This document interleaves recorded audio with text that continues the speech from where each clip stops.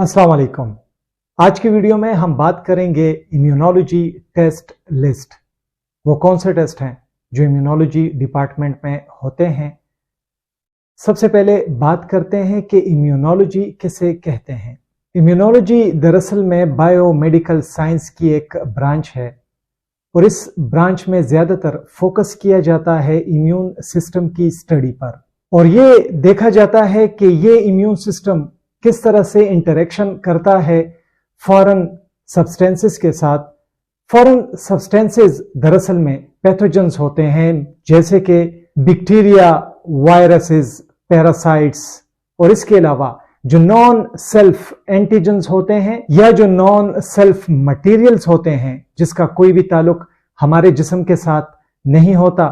मिसाल के तौर पर एलर्जेंस हो गए या जब कोई ऑर्गन ट्रांसप्लांट किया जाता है। इम्यून सिस्टम दरअसल में एक कॉम्प्लेक्स नेटवर्क है जिसमें सेल्स भी शामिल हैं, जिसमें टिश्यूज भी शामिल हैं, जिसमें मॉलिक्यूल्स भी मुख्तलिफ तरह के शामिल हैं। ये सारा सिस्टम एक साथ काम करता है इस मकसद के लिए कि ये हमारे जिस्म को बचा सके इन्फेक्शंस के खिलाफ, और इन इन्फेक्शंस के खिलाफ ये मुकाबला कर सके। अब जानते हैं कि इम्यूनोलॉजी टेस्ट किसे कहते हैं। इम्यूनोलॉजी डिपार्टमेंट में ज़्यादातर फोकस किया जाता है तशखीस पर और मॉनिटरिंग पर। ये तशखीस, ये मॉनिटरिंग उन खराबियों पर होती है जिसका ताल्लुक इम्यून सिस्टम के साथ होता है। इम्यूनोलॉजी टेस्ट बहुत अहम रोल अदा करते हैं ये समझने के लिए कि इम्यून सिस्टम अपना काम ठीक तरह से कर रहा है या नहीं कर रहा, और दूसरी तरफ ये भी कि ताकि मुख्तलिफ किस्म की जो बीमारियां हैं, इन्फेक्शंस हैं, उसका डिटेक्शन हो सके।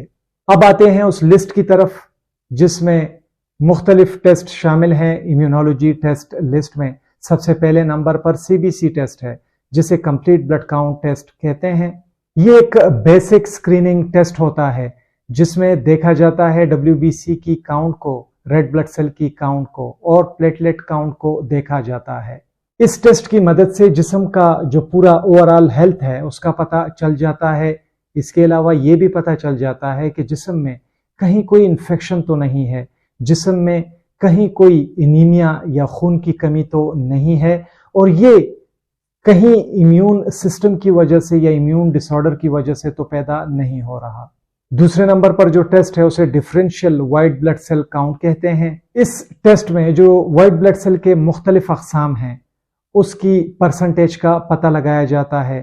वो मुख्तलिफ अक़साम न्यूट्रोफिल, लिम्फोसाइट, मोनोसाइट, यूसिनोफिल और बेजोफिल होते हैं।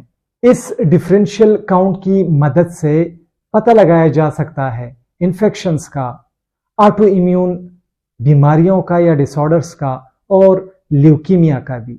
तीसरे नंबर पर जो टेस्ट है उसे इम्यूनोग्लोबुलिन टेस्ट कहते हैं, और इस इम्यूनोग्लोबुलिन में जिन एंटीबॉडीज का हम पता लगाते हैं वो IgG, IgM, IgA, IgE और IgD होता है। तो इन मुख्तलिफ एंटीबॉडीज का पता हम खून में लगा सकते हैं।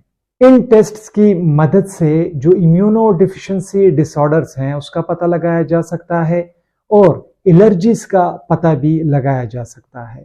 चौथे नंबर पर जो टेस्ट है वो कहलाता है ऑटो एंटीबॉडी टेस्टिंग।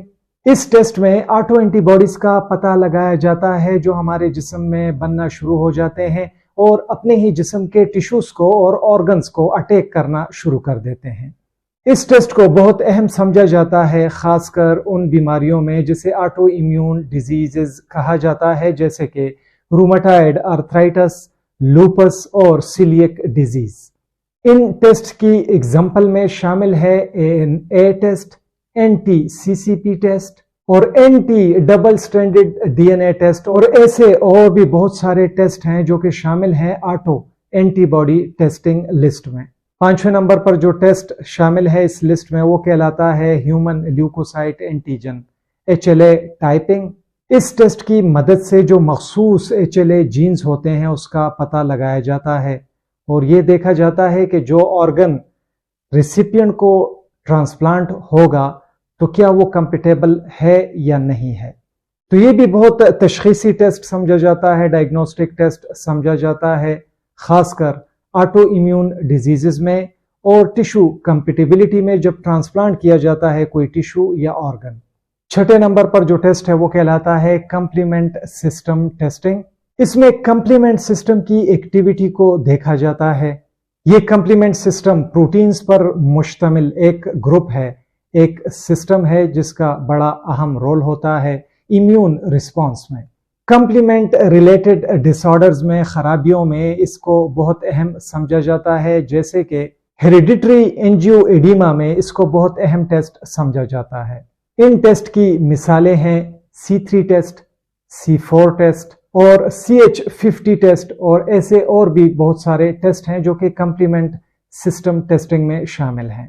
7ویں نمبر پر جو ٹیسٹ ہے اسے الرجی ٹیسٹنگ کہتے ہیں۔ اس میں ایک شخص میں ہائپر سینسیٹیوٹی کی تشخیص کی جاتی ہے کسی خاص الرجن کے خلاف کہ اس کے جسم میں، اس کے خون میں، اس کے جلد پر کوئی الرجک ریئیکشن ہوتا ہے یا نہیں ہوتا اس مخصوص الرجن کے خلاف۔ اس میں مختلف قسم کے میتھڈز استعمال کیے جاتے ہیں، جیسے کہ سکن پرک ٹیسٹ، بلڈ ٹیسٹ کیا جاتا ہے جس میں IgE لیول کا پتہ لگایا جاتا ہے، اور پیچ ٹیسٹ بھی شامل ہیں۔ 8ویں نمبر پر جو ٹیسٹ ہے وہ کہلاتا ہے immunophenotyping by flow cytometry. اس میں تشخیص کی جاتی ہے، مقدار کا پتہ لگایا جاتا ہے خاص قسم کے سیلز کا جس کی سطح پر خاص قسم کے مارکرز موجود ہوتے ہیں، اور جو ہیماٹولوجیکل میلیگننسیز ہیں، کینسرز ہیں، اس کی تشخیص میں اسے بہت اہم سمجھا جاتا ہے۔ یا پھر اگر امیونو ڈیفیشنسی ڈس آرڈر ہیں تو اس میں بھی اس ٹیسٹ کو بہت اہم سمجھا جاتا ہے۔ 9ویں نمبر پر جو ٹیسٹ ہے وہ کہلاتا ہے سائٹوکائن ایسے۔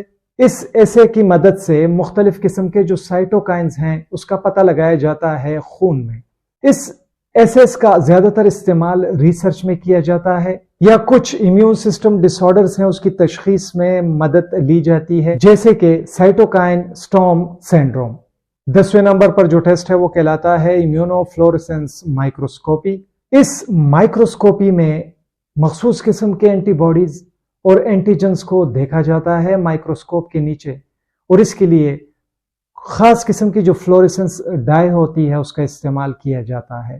تو کچھ مخصوص کنڈیشنز ہیں اس کا پتہ اس کی مدد سے لگایا جا سکتا ہے، جیسے کہ ویسکولائٹس اور پیمفیگس ولگیرس جیسی حالتیں۔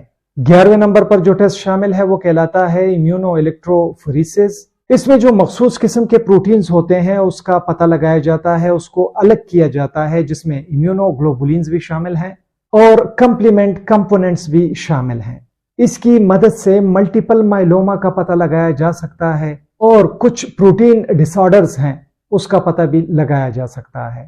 بہت زیادہ شکریہ MLT ہب وتھ کامران دیکھنے کے لیے۔ ویڈیو پسند آئی ہو ویڈیو کو ضرور لائک کریں، دوستوں کے ساتھ شیئر کریں، ہمارے channel MLT hub with Kamran کو سبسکرائب کریں۔ اپنا ڈھیر سارا خیال رکھیں۔